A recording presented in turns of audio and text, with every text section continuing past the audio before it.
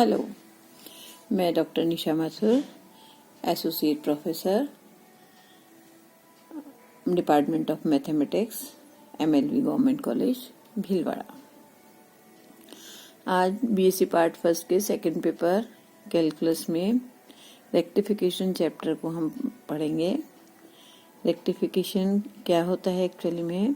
ये length major करने का फॉर्मूला है कि इसमें कोई भी आर्क दे रखा हो, कोई भी कर्व दे रखा हो, प्लेन कर्व दे रखा हो, y is equal to function of x, उसमें उसकी आर्कल लेंथ, चाप जिसको हम कहते हैं, वो हम कैसे निकालेंगे।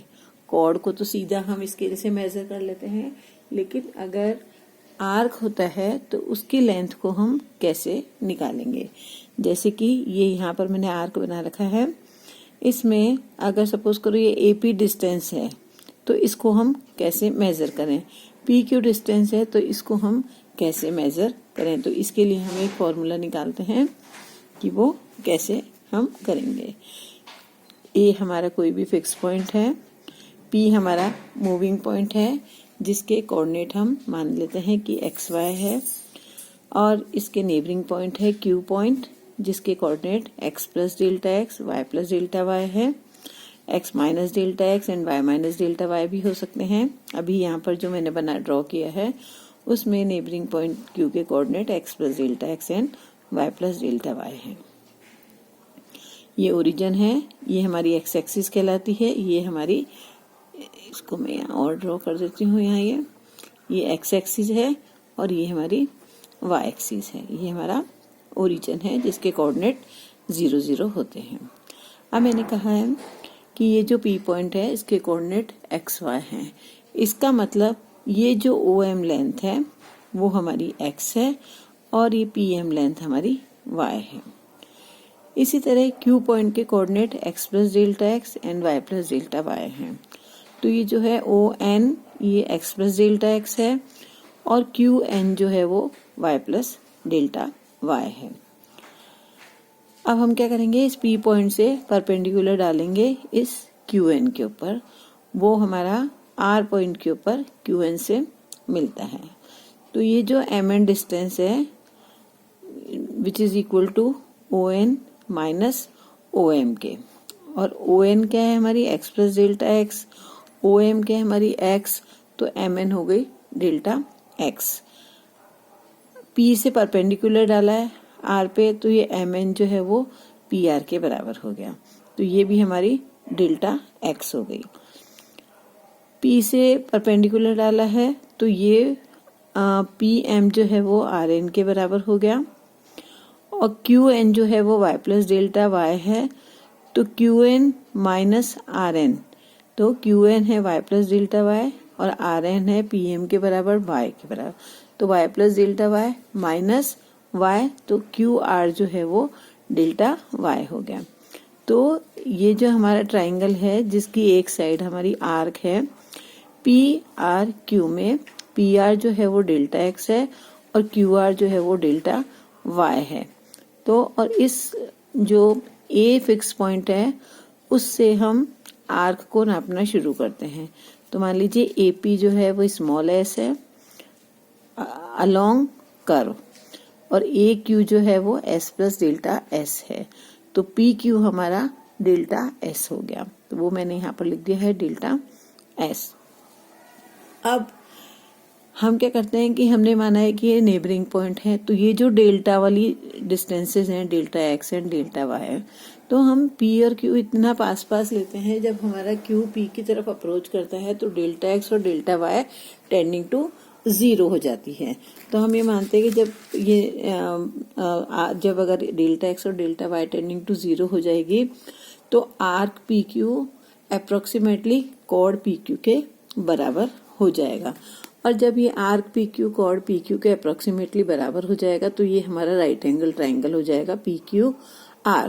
तो उसमें हमारा ये जो DS है जिसको DS square is equal to DX square plus DY square के बराबर हो जाएगा। अब अगर हमारा function y is equal to function of x दे रखा है तो हमारे लिए dy बाई dx निकालना आसान होता है। तो हम इसमें क्या करेंगे, ds बाय dx की वैल्यू यहाँ लिख के is equal to 1 plus dy by dx का स्क्वायर और ये अंडर रूट लिख लेंगे। इसकी जगह अगर हमारा function x is equal to function of y दे रखा होता है तो हमारे लिए dx अपॉन dy निकालना आसान होता है। तब हम क्या करते हैं, इसमें ds अपॉन dx की जगह ds अपॉन dy लिख लेते हैं और यहाँ पर 1 प्लस dx अपॉन dy का स्क्वायर कर लेते हैं। तो चाहे हमारा y is equal to function of x है तो हम यहाँ ये वाला फॉर्मूला ले लेंगे, और अगर हमारा x is equal to function of y है तो हम ये वाला फॉर्मूला ले लेंगे और फिर हम इसको इंटीग्रेट कर लेंगे। तो इंटीग्रेट करेंगे तो यहाँ आ जाएगा s is equal to under root 1 plus dy by dx का होल स्क्वायर इंटू dx, और अगर ये वाला फॉर्मूला हम कंसिडर करते हैं तो s is equal to integral of under root 1 plus dx upon dy का स्क्वायर इंटू dy, और साथ में जो भी हमारी लिमिट्स दे रखी होती हैं s की उसके अकॉर्डिंग हम उसको सॉल्व कर लेते हैं तो वो हमारी आर्क लेंथ निकल जाती है। अब इसमें अगर हमारी इक्वेशन जो है पैरामेट्रिक फॉर्म के अंदर होती है, parametric form means x is equal to function of t या y is equal to function of t, उसमें t पैरामीटर भी हो सकता है और थीटा पैरामीटर भी हो सकता है। तो अगर वो होगा तो हम क्या करेंगे, यहाँ ये जो हमारा ds है इसमें इसको डिवाइड कर देंगे पूरी इक्वेशन को dt से। तो ds अपॉन dt का square is equal to dx upon dt का square plus dy upon dt का स्क्वायर। फिर जो हमारा x is equal to function of t और y is equal to function of t है उनसे dx बाय dt और dy बाय dt निकाल देंगे। ये दोनों जो है या तो कांस्टेंट होंगे या फंक्शन ऑफ t होंगे। तो फंक्शन ऑफ t हो या कांस्टेंट हो तो हमारा ds by dt is equal to function of t आएगा, तो हम उसको फिर इंटीग्रेट कर लेंगे विथ रिस्पेक्ट टू t, तो हमारी s की वैल्यू आ जाएगी। इसी तरह अगर हमारी ये हमारी पेडल फॉर्म में दी होती है तो उससे हम ds upon dr is equal to r under root r square minus p square वाला ये फॉर्मूला लगा के और s को इंटीग्रेट कर लेते हैं विथ रिस्पेक्ट टू r, तो हमारी s की वैल्यू आ जाती है। तो यहाँ पर अपन एग्जाम्पल ले लेते हैं, find the length of the arc of the parabola x square is equal to 4ay। ये पैराबोल है x square is equal to 4ay, तो ये हमारा इस तरह का बनेगा। Y square is equal to 4x होता है, वो हमारा एक्स एक्सिस के अलॉन्ग बनता है सिमेट्रिक, और ये हमारा y square is equal to x square is equal to 4ay है। तो find the length of the arc of the parabola x square is equal to 4ay from its vertex to an extremity of the latus rectum. तो यहाँ से हमारा y is equal to x square upon 4a है। इस parabola passing through the origin and coordinate of latus rectum l dash r plus minus 2a और 0, 2a and 0 ये हमारा, और dy बाय dx आ गया x अपॉन 2a, 0 हमारा ये है ना, यहाँ पर ये वाला y एक्स एक्सिस पे y कोऑर्डिनेट 0, ये हमारी लेंथ है 2a। तो आर्क लेंथ फ्रॉम वर्टेक्स 0 0 से 2a 0, ये है हमारा, यहाँ इसको लिखूं मैं 2a 0 तो ये हो गया हमारा 0 टू 2a और 1 प्लस dy बाई dx का स्क्वायर और साथ में अंडर रूट। तो dy बाई dx हमने यहाँ निकाल लिया x अपॉन 2a, तो ये आ गया x square upon 4a square की power half dx, 4a square plus x square under root dx। इसको हमने under root a square plus x square वाले फॉर्मूले से जो स्टैंडर्ड रिजल्ट है उसको यूज करते हुए हमने ये किया और लिमिट लगाई हमने 0 टू 2a, तो ये हमारा आ गया यहाँ पर। इसी तरह एक क्वेश्चन और करते हैं पैरामेट्रिक फॉर्म लेके, find the whole length of the cycloid x is equal to a into theta plus sine theta and y is equal to a into 1 minus cos theta. Curve is in parametric form है, ये इसका diagram है। इसको अब हम minus pi to पाई है, तो हमारी जो इसको हमने ट्वाइस कर लिया तो 0 टू पाई हो गया। dx अपॉन dt जो मैंने बताया था, यहाँ t की जगह थीटा है तो dx upon D theta square plus dy upon D theta square निकाला, वैल्यूज रखी लिमिट्स रखी, जो हमारे इंटीग्रल होते हैं डेफिनेट इंटीग्रल के, उस हिसाब से हमने इसको सॉल्व किया, तो ये हमारी लेंथ आ गई 8a।